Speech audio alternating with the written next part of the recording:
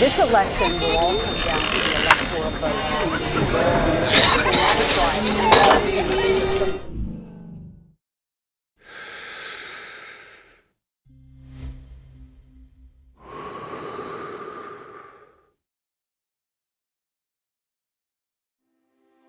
Hi friends, I'm so glad to be here with you again at the start of a new year.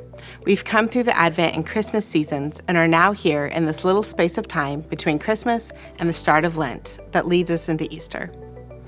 In the rhythm of the church year, this little pocket of time is intended to be a quieter time of nurturing and reflection, but the messages that we hear all around us in January are anything but quiet.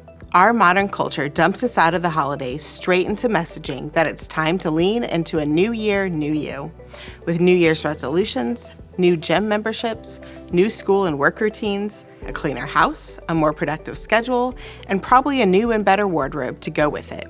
We're expected to hit the ground running in the new year, and yet many of us can feel it in our bodies and our spirits that something is off about this rhythm.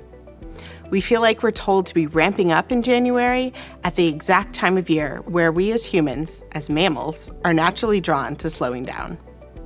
We know that when we try to defy the need for rest in our lives, it doesn't go well.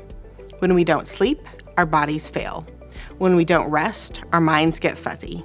When we never stop but just go, go, go all the time, our spirits shrivel and our creativity wanes. God knows this about us too. In fact, it's how we're created. Rest is both a gift and a command by God, which is the reason that one of our spiritual practices here at Plattwoods Church is Sabbath, stopping and resting. We believe that establishing this rhythm of Sabbath rest in our lives changes us from the inside out, making us people who live the full life Jesus came into the world to offer. So as we begin this new year and reset intentions and patterns, and as our bodies crave rest and recovery, we're going to explore Sabbath and rest together. Why God gave it to us, how we can actually practice rest, and how Sabbath forms and shapes us. We know that rest can vary throughout different stages of our lives. The way we practice rest looks different as children and teens than as adults. Our Sabbath practices will necessarily look differently when we have a newborn or a dependent adult in our care than during other stages of our life. So we hope that during this month, as you gather with your Grow Group, you'll not only have great conversations about rest, but you'll discover what it means to put it into practice right now, not just in January, but all throughout the year. Our opening question for today is, what is your favorite way to rest and relax? Let's start by hearing from some of our Plattwood staff members. Hi, Rachel. Hey! I'm glad you're here. I love it. We're talking about rest today. What is your favorite way to rest or relax? I love reading, whether it's out in the hammock or on the couch or even listening to an audiobook, just books. I also love reading. I thought so. Thought we might have that in common. Let's talk about books, but not right now.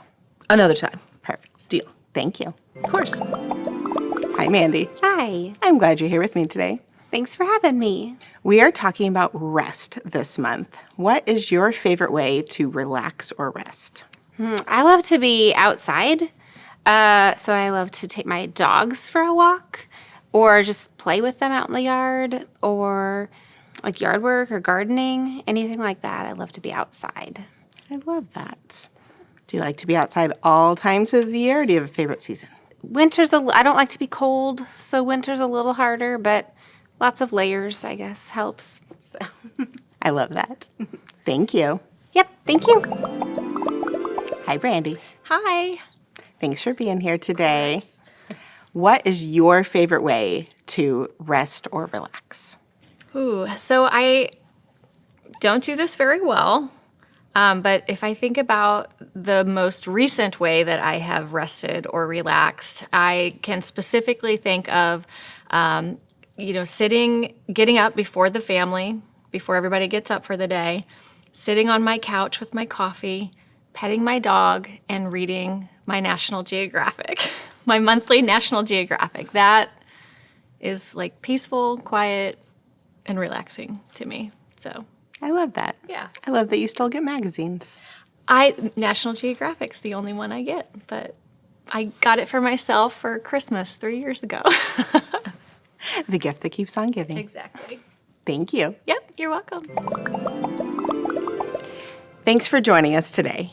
I hope your Grow Group has great conversations this month about rest, Sabbath, and relaxation, and you're able to practice Sabbath and rest in your life in the coming weeks. See you in February.